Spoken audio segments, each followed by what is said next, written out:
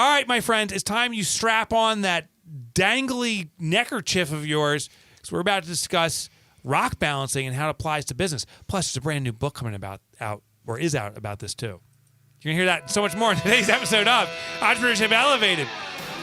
I was just staring Kelsey down, waiting for her nod. Was she going to give me a smile and a yes, or was she going to slam me? I don't know. You never know what's coming from Kelsey. But you do know what's coming from me, Mike Michalowicz, the author, on a mission to eradicate entrepreneurial poverty. That's what's coming from me. I am here to help you to make your business permanently successful, to achieve that vision you have. Yeah, I do it through my books like Profit First and Clockwork, my brand new one, Fix This Next. Yeah, get that. It's on pre-order right now. And we do it through this show called Entrepreneurship Elevated. I'm joined in the studio with my dear friend and sometimes enemy, Kelsey Ayers. Hello, friend. Thank you for listening to us. Please don't forget to subscribe wherever you're listening. Yeah. And also in studio is the one and only Jake Kablone. Hey, what's up? Jake Kablone, you ever, you go out to national parks, state parks pretty regularly. You're a hunter. Yes. Do you ever do rock balancing? I actually did try a little bit, but not seriously. It's hard. It's not easy. It is hard. Yeah. Or is it? I think our guests may challenge the difficulty of it. I think it's a mental game. You and I were talking about how our minds. Why do you look at me that way? Like It's hard. It's hard. How much rock balancing have you done? Oh, rock balancing. I thought you said rock climbing. Sorry. Did I say rock climbing? I think you said balancing. I don't know. Have you ever rock climbed? I have. Yeah. I've done that too. Yeah. That is super hard. It's really hard. Yeah. But that's also, it's interesting. I think when it comes to rock climbing, a lot of people think it's all about strength, and it's not. It's about positioning skill. It's the mental aspect. Yeah. You know, I didn't realize this. My son's a rock climber. Like, he competes now. And Jake does. And you can do, I don't know why you're looking at me. I feel obligated to tell you who I it already is. knew My too. youngest son, Jake, you know him. And he can, it's all about the use of your legs. That's the main muscle. It's really about the strategy and knowing what the path is you're going to be following. But have you done some rock balancing, Kels? I have tried, yeah. What have you tried? to make those structures. That's really first of all, hard. you just did on the camera. You just did a TP structure. So that's not called rock balancing. That's called a rock house. No, they stack on top of each other. Yeah. They stack on top of each other. All right. Well, we're going to discover there's a lot of lessons, and this gentleman I met actually in San Francisco at a Creative Live event. I knew his mother actually. And she said, I want my son to check out what you're doing. And we had just an interesting conversation. Well, that's cool. And I've been following his story ever since. I purchased his artwork. He does artwork too. He does photography of his rock balance stuff. So we have some displayed in our house. Yeah, it's really breathtaking. Kels, do we have a shout out from one of our listeners? We do. Nice. This comes from Natalie 4CA. She writes, this podcast and Mike's books and methods are truly life-changing. The podcast is so upbeat. Even if I'm in the worst mood, listening makes me optimistic again. I love to start my Monday morning out with this podcast. Natalie, Thanks, Natalie. This section's for you, and I want you to just clip this out, and every time you listen, or you're down, you can listen to this. Natalie, you're a badass! That was good. Right? That was pretty good, right? Yeah. Mm-hmm. We should do that for one podcast, like just every person. Jeremy, you're a badass! Kelsey, yeah. we should do that for all of our listeners, and then they can just play it over and over. Hey, Natalie, thanks for giving us a shout out, and we appreciate you. Keep kicking ass, my friend. Hey, I want to thank Nextiva, voice over IP phone system. Thanks, Nextiva. I'm sorry. What? How do you pronounce the company? Nextiva. Oh, sound like you said Diva. Nextiva. NextCon will have been completed, of course, by the time this broadcasts. They do a 2-day event teaching business strategies. Now, what's interesting is I don't know of another phone company that does something like this. Like they compete against Vonage, Ring Central. You're waiting for a joke to come. I was waiting for it. Yeah, there's no joke. Yeah. They're the only company I know of that does this. They're really out to support small businesses, and they are the ultimate small business phone system. So check them out at nextiva.com. All right, Kels, I think we're going to get into the show. Is that cool? Yeah, that's cool. San Francisco-based artist Travis Ruskus combines temporary rock balance sculptures with photography, freezing into an infinity the ephemeral moment. Who writes ephemeral? Ephemeral. Who writes words I can't pronounce? You do. The healing energy of the meditative work showcases a transformation of stress to clarity, scarcity to abundance. His editions and workshops investigate the reconnection of human and earth. And he has a brand new book that's out there. You got to pick it up. It's on Amazon right now. It's called The Rock Balancer's Guide. So with no further ado, I want to welcome Travis Ruskus to our show. Travis, welcome. Welcome, Travis. Thank you, guys. It's great to be here. Thank you for the intro. So we meet in San Francisco. Do you remember what I was wearing? I don't recall, but we started bullshitting after I was teaching a conference, teaching a thing called Creative Live out there. We started talking after, and Travis, I think at that time you were at a defining moment of your life. Like, should you go a career path that society deems appropriate, or should you pursue your passion, which is rock balancing?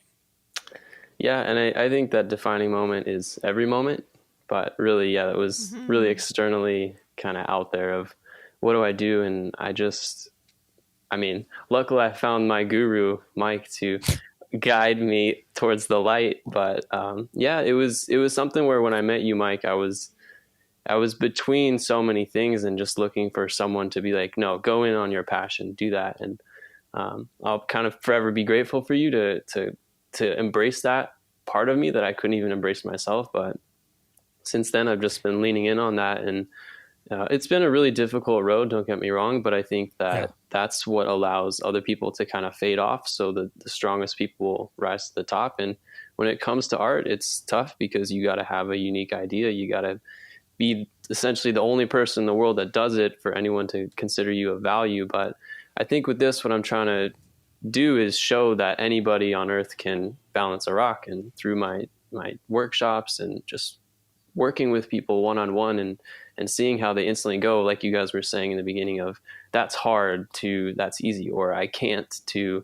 I can, because ultimately the rocks are just a metaphor for writing emails or driving in traffic. And I'm just trying to get people who maybe aren't going to go out and balance rocks or touch a rock to just look at how they approach anything in a different light. So this is a business of yours. You found ways to monetize it. What got you inspired to balance rocks in the first place?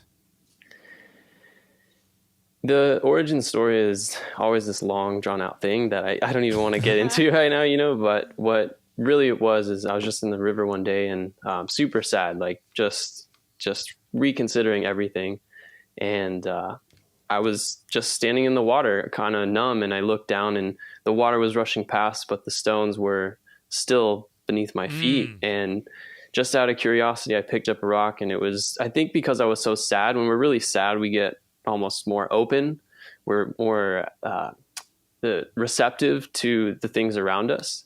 And when I picked up that rock, it was almost like I picked up a rock for the first time, and I could just see the deep purples in it and the gold and all this visual, sensory just explosion.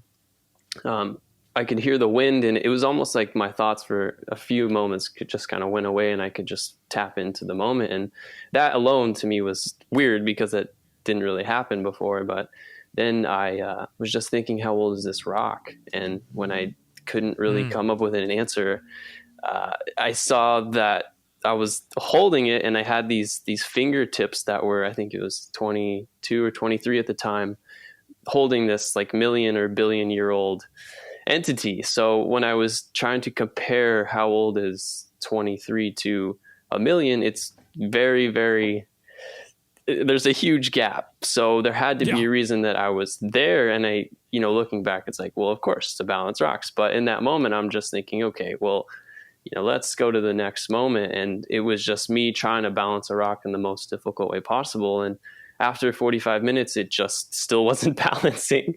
So it just kind of got exhausted, and I kept with it with my exhausted mind. And by doing that, I was able to feel more and just kind of see where the rock was going to wobble to one side. Okay, you just correct it. And after a little bit, only, a minute or two, it just clicked into place and locked into place. And it's kind of spooky when you first do that, but after that moment happened, I just kind of went mad and I went rock crazy, and I just kept going back there. And I had all these people coming up to the park and, taking this photo of me, and, it was super validating at first, but after a while, it's like, here I am having this really deep experience in the river. And, someone's just leaving with a photo. They're not really getting transported into that world with me. So what I've done is I've just taken all of that knowledge of 45 minutes of struggle and then condensed it down into a minute to teach you how to rock balance. So it's amazing seeing people of any race, any religion, any age, any color on their skin. The rock treats you all the same. And it's getting someone to just shift their approach to themselves over and over and over again. There's like this look that people get in their eye when they balance that first rock in like a quote unquote impossible way. And once I started to see that look in every single person that I taught, it was kind of like, it's hard to explain, but seeing God or seeing yourself, the energy that kind of surrounds us all, it's almost like you're recognizing with it. So for me, I thought, hey, there's got to be a good business model in this. Like if I'm clicking with every single person that I teach, then there's got to be something going with it. But that has been the process of it, is getting something that looks completely amazing and people are shocked and awed with, to actually being a profitable thing that I can pay rent with. So how do you monetize it? So with this, I've been selling the artwork, I've been doing workshops, and this book has been a great tool to monetize, and something that I didn't really think about too much, but my publisher actually really wanted to when she approached me with this book contract, was like translation deals, because how cool would this be in Japanese or Spanish or stuff like that. And the whole process of giving birth to a book, I kind of forgot about that. And then once it was out, she just sent me a couple random emails like, oh, hey, the French translation deal went through. Oh, hey, we got it in South Korean, and here's like a couple $1,000 in your pocket, like come next pay period. So for me, I'm just like, this book is amazing. And at least for me, it gives me something where if people can't afford the artwork, because it is, much higher price and value, they have a book with all of my information, all of my insights, and just all of, like, there's, 40, 50 pieces of artwork in there that you can kind of have. So I guess it's just having different price points to have it. And it goes even further of like, if you want a Zen garden and stuff like that, I'm trying to incorporate what I call a healing room into corporate environments. So coming down in San Francisco, you got Facebook, and Facebook is essentially filled with stress, and you need a little room where people can go in and meditate and rock balance. And I'm trying to work through some people, either in Facebook or some other companies that I know, to just make it happen. Because all you need to do, what I'm seeing in this, is you got to have one person take a leap on you, take a risk, and believe in you, aka Mike. And then from there, you get other people that see that, and they're like, oh, well, if they did it there, then they must be cool here. But it's really, really hard for people to take that leap. So if you can have someone to kind of bridge the gap, it always helps. So tell me about the process of balancing rocks. I always thought take the most flat part of the rock and balance it to the other most flat part of a rock, and that's basically it. But you've proven there's combinations that are perceivably impossible, but they're clearly not. Yeah. How do you go about this? Well, the way that you balance a rock is a totally valid way to balance a rock, and it's probably a great way that's probably why you're great at building businesses, because you just look for the most kind of easy, consistent, strong thing that you can, and there you go. No wind is really going to knock it down. And what you're doing in this whole process is discovering where, I guess, the balance lies between your limits, the wind blowing, your mindset. There's a variety of factors, but to be real basic with it, you just sit down and you balance a rock. But what happens with that is we start to think, well, what rock should I balance? When I take one rock, what angle should I balance it on? What about this next rock? How does this fit in? So it's more of, before you even start balancing, just getting clear and finding a couple moments to just take a few breaths. And by doing that, you can tap into, I guess, your story right now. And a lot of what we do in our daily life is getting caught up in the past or worrying about the future. And if you can just breathe, it's almost like a little poke you give yourself to say, here you are right now. And that alone has allowed me to save a lot of the angry emails that I would write if things weren't working out or something. It just kind of take a breath and just be like, okay, no, this is the moment right now of something didn't go your way. And I believe that every failure is a test to see how much you truly believe in something. And ultimately with rock balancing, all it is finding the point within yourself of when you're happy.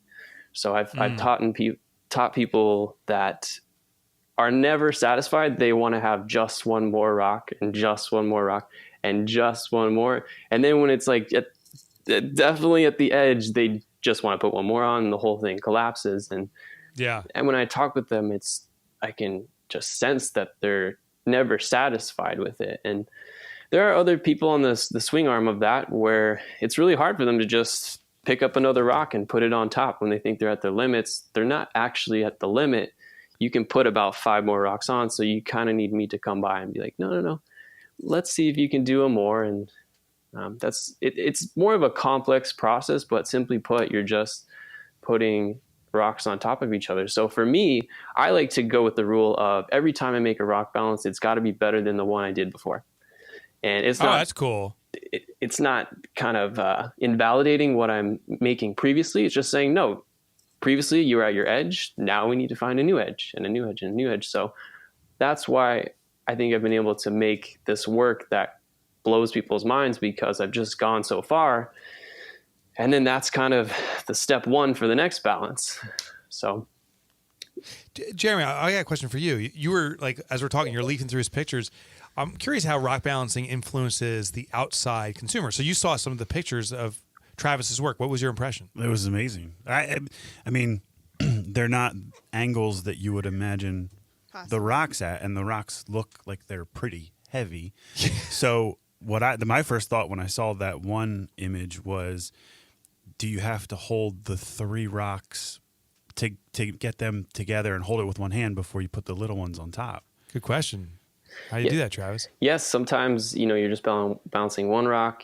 Sometimes you're balancing 2. Sometimes the last one, or the one before the last one I just did, was called Revolution.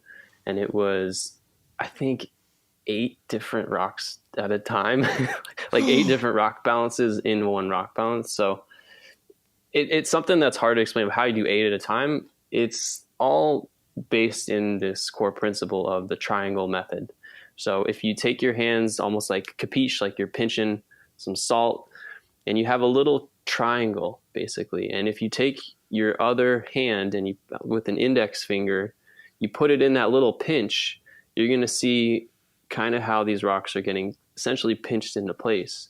So if you have a small rock on the bottom and you have a bigger rock on top, it's still pinching into these little divots or grooves that are in every single rock.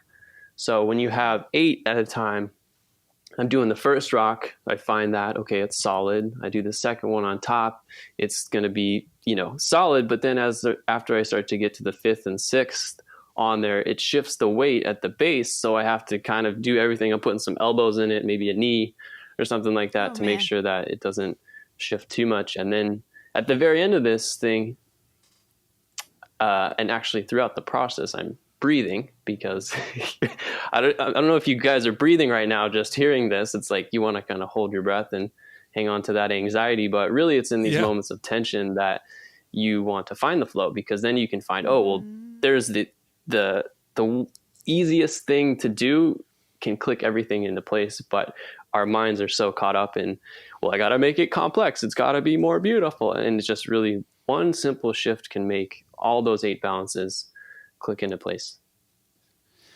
So one of the things that I thought of is, how do you avoid getting angry and frustrated when you're working on this thing for like an hour and it keeps falling and falling and you can't get it? Because I know it's supposed to be zenful and mindful, but to me that would be infuriating. Well, you let go of ego, and really when you can see it more of as a spiritual practice of whatever your definition of God is. My definition is more of the rocks and the trees and the wind and, Mike's warm voice and all this stuff that surrounds that surrounds our world. Really, in this moment, that to me is God. And when I can see myself failing, it's just showing me that I need to kind of remove the me out of this a little bit more and start to listen into the rocks, because either for me, especially as I start to get super complex and I can go to space with this almost, I need to kind of reel it back a little bit, because a lot of my ideas don't actually meet up with reality. And maybe that's what it is. Either your ideas are too far to what your current experience level is, or you're not maybe going far enough and you're just kind of frustrated because you saw this cool guy do it and it looked really cool. And, this is your third time rock balancing and you can't even get anywhere near to that. All I just say is your balance that you made is perfect just because you made it. And if you can find that happiness within yourself to say, hey, I put one rock down and that's cool. I'm just going to sit with that and enjoy me. But if you're trying to compete with me, it's kind of hard because I've just dedicated my life to this. I go in all the time and go to the furthest extreme. So I think that the anger, and I associate heavy with anger because it's the opposite of my peaceful, spiritual kind of enlightenment side of myself. So whenever I encounter that anger, I just know that something within myself isn't jiving with my current surroundings. And instead of me getting mad at the rocks, I almost use my anger to get mad at myself, to calm myself down and just listen to what's around me. Because in those angry moments, we become blind and deaf. And if you can just, like I'm saying, breathe and just really kind of feel the wind on your face and just enjoy this moment, then the next step is going to reveal itself to you. Well, this stages us well for my question, Travis, is you build a structure and you get toward the end and it falls apart. You built a successful partnership with Airbnb with the rock balancing at Land's End experience. And I think it was the national parks who shut you down. Mm-hmm. Tell us about that. Yeah. And that's a great example of what are the real limits? Because in the beginning it was, well, can I do this workshop? Like, do I have it in me? Are people going to actually show up? And then once that started to happen, it was, wow, I mean, how can I get more people in it? Or that's once we started to get booked out every week, every Friday to have an experience, it was amazing because I could finally have a solid source of income rock balancing. And after a while, it just became too popular and the National Park Service found out and they said, hey, first off, you don't have a commercial permit. So that was definitely an error on me and Airbnb's part. But to get a commercial permit, we can't actually give you one for rock balancing. We can give you one for hiking, equestrian, so like horse riding or a variety of other things. But for rock balancing, unfortunately, we can't grant you that because it violates our leave no trace policy. So if I'm picking up a rock and it could potentially damage animal or plant life at a microscopic level or something, but at the place that I was doing it at, it's pretty funny because the rocks are constantly being pushed in and out due to the tide. So there's not even really any microscopic plant life on it, which I know people are going to come after me and say, well, you don't know the microbiomes and all this kind of stuff. But you're right. I don't. I just know that when I hold a rock and it's clean and I can just go balance it, I'm not really hurting anyone. And I just want to show what that can do to another person, because I would have people from all over the world visiting San Francisco, see this little thing on Airbnb's experiences, press a button, show up, and then I'd be like, okay, so here you are, and here are all the things you're telling yourself. And I'm not going to show you how to do it. You're going to show yourself how to do it. I'm just going to help guide you through where you get stuck in your daily life, because how you do anything is how you do everything. And when someone's coming up and they're balancing rocks on the beach and they got that just one more mentality, or they don't want to have another one. They want to balance another rock. Or I had someone who had a panic attack on the beach, and I'm like, we're on the beach. Like, I can't walk you back because you can't just enjoy this moment right now. And I know that may seem a little harsh, but there was 7 other people just sitting around. We were at sunset just enjoying it. And by doing that, I allowed her to just kind of sit with herself for a little while longer. And she ended up balancing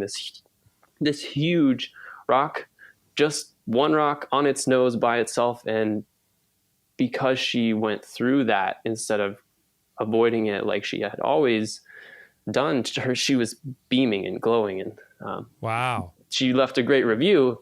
And once I had all these people writing these really positive reviews, it just snowballed on the algorithm, and I was just always at the top. So inevitably, that's when the national park was like, hey, you can't do that. So I tried to do a couple of things, like just do meditation, make it so there's no rock balancing involved. We're just going to go to the same spot on the beach, and I'm going to teach you everything you need to know without any rocks, because I think like the highest form of rock balancing is when you don't need rocks. You can just balance yourself driving in traffic.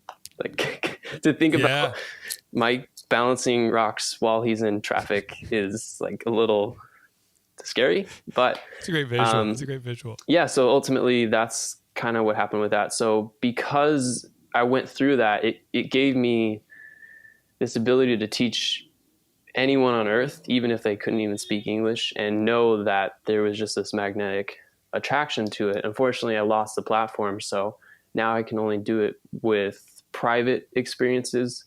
But at the same time, it's almost that proof of concept that I discovered kind of worked. So yeah. So that'll definitely spin into something new. How can, before we let you go, how can our listeners get started on rock balancing and start having these revelations about themselves?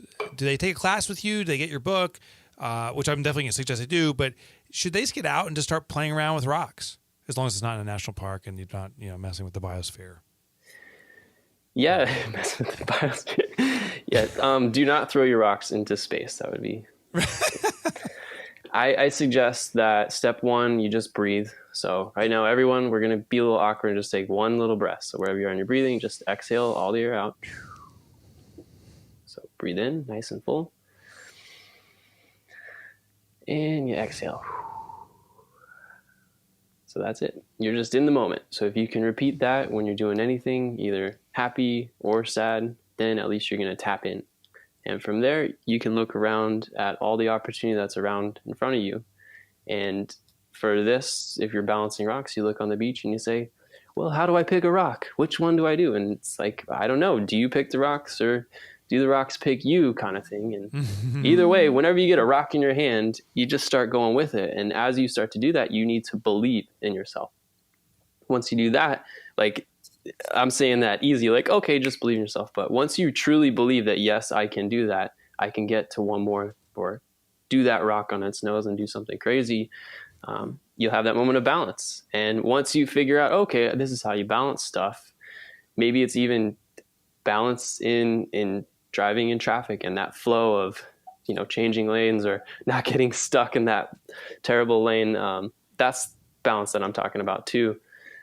From there, you realize what your limits are. So you can only lane change so fast and, there's going to be a cop or you may get in a wreck. But with rock balancing, it's just defining that limit of, the national park is telling you cannot go or they're going to contact law enforcement, versus me just the first day being like, I can't do that. Like, I'm too scared or someone's going to judge me. So it's popping that bubble of limits. And once you get to that, it's the most important part of release and letting go. And this is where you're actually seeing a huge misconception with what rock balancing is, because if you see a rock balance on a trail, it's usually a sign of somebody's attachment, that they're here promoting this ephemeral kind of thing. Ephemeral means like spiritual, like a ghost kind of, like it's hard to explain what it is, but it's just this feeling of energy outside of yourself, essentially. And when I see rock balances on the trail, I just see someone who's like, hey, look at my ego. And I'm trying to knock those down if I see them, but you got to be careful if I'm telling this to other people, because in certain parts of the world, these cairns or rock totems are used to actually, like, they want to mark where the trail is, but it's also these spirits of energy. And in Japan, there's a great thing where you want to actually put one more rock on top when you cross these balances as a sign of good luck. So in Japan, they treat it as more of this ancient totem that just keeps slowly building with each person. It's this collective consciousness. In the USA, it's quite the opposite. It's very, you can't do that. You're disturbing the earth, leave no trace, all this kind of stuff. So if you're going to go out and do it, I just recommend that, yes, you do it responsibly, but also I can't stop you. And if you're in the national park and you're like, hey, I gotta balance real quick, man. Just make sure that after you use it to align your energy, that you just knock it over and release. And some of the most amazing moments when I'm out there rock balancing and creating these amazing sculptures is when I let go, because it's showing me that I've not conquered, but I was able to face that part of myself that didn't believe that I could do it. And here I am just moving past it. So when you can release, you can embrace what comes next. So if we were on this interview, it's amazing. I've had such a great time talking with you guys. Don't get me wrong, but you can't have a new guest unless we hang up this interview. Good point. Good point. So from there, it's just a cycle of evolution and just kind of repeating the process. All right. Well, we are going to release you, but first, I want you to share where people can pick up the Rock Balancer's Guide, also to sign up for the classes, to procure your artwork. Where's all the resources you can share with us? Yeah, so just go to my website, travisruskus.com. My last name is spelled Ruskus. And that'll point you to the book and everything like that. The books are available in bookstores, actually, in the US and UK. As far as workshops go, you have to contact me privately in order to make it at your company or event or something like that. Just shoot me an email, studio@travisruskus.com. And we can go from there. I have a bunch of videos as far as like free tutorials on YouTube that thousands of people watch, and I get messages all the time. So if you don't want to give me $1, go on YouTube and just give yourself something. That's what I say with that. That's super cool. Nice. And I'll tell you, my friends, get the book. I just purchased it as we were talking. It's the Rock Balancer's Guide. I got it on Amazon. Here's the deal. If you have no interest in being a rock balancer, you have no curiosity, you probably need this book most. The greatest way to expand our insights into our own business, our own lives, is looking outside of our comfort zone. So I'm not an aspiring rock balancer, but damn it, I have the guide now. So I'm going to do it. Travis, thank you so much for joining us today. Thank you so much. And I would just say on a side note that I actively promote the profit first system to everybody that I can. And I just think it's so awesome what you're doing, Mike. And I really thank you so much from the bottom of my heart. Oh, Travis, it's a joy to know you. And I heard that you promote us because the last time when those park rangers were coming down on you for saying rock sculpture, you were yelling, I'm part of Profit First. I'm part of Profit First. And you ran away. And I got arrested. Good story. It's a total lie. All right, Kels, here's what we're going to do. What are we going to do? We're going to play a game. I have a game if you don't. Yeah. Jeremy. Okay. Yeah, I have a game. I have riddles. All right. I'll do my game and then we'll do riddles again next episode just to shake it up a little bit. I want to first thank Nextiva for what they do for us. They're our rock. They've been with us since the beginning of the show. 200 and how many episodes were in? 250? Almost 300 episodes, Kelsey. Yeah, wow. Is that unbelievable? It is unbelievable. My God. I'm going to go home and balance 300 hours. Nextiva phones on top of Oh, that's a good idea. Yeah. But they've been a rock. They've been with us forever. Check out nextiva.com. Get your voice over IP phone system there. And plus, they have a new CRM that's just released. It is unbelievable. It's called NextOS. All right, Kels, you're not going first. You always go first. Okay. What did you learn, Jake Clablone? Well, first of all, a side note, super annoyed about the National Parks Department with that. There's so many things that people do. Yeah, because you can see the horses walking through the stream, knocking rocks, hikers walking through, but God forbid you pick one up. Yeah, people going off trail, that causes more issues than anyway, that's, I need to balance rocks right now. No, I think the lessons for business, take your ego out of it, have patience, and be present. Yep. Dug that. Here, I'll tell you, you're going to wrap us up. Here's my takeaway. Okay. That sadness makes us more open to the things around us. Yeah. I love it that when he said he was in a very sad moment in his life, that he became much more aware and much more curious. I could picture him picking up that rock and just staring at it and really pondering it, where when we're maybe happy or in a different state of mind, we don't consider those things. So sadness has even more value than I expected. So I thought that was pretty cool. And I like the step too. Start with Start with breathing. It was interesting. I'm like, what's the first step to bouncing rocks? He's like, breathe. Pretty interesting. What'd you take away? I love that too.